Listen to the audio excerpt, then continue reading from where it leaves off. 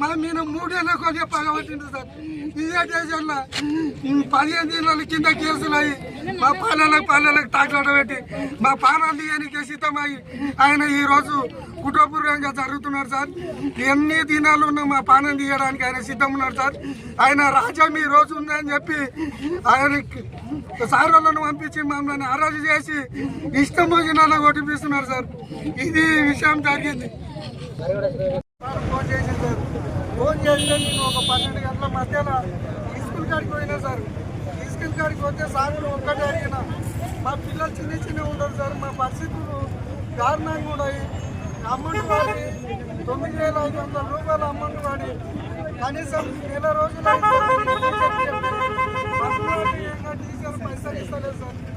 అయితే టీచర్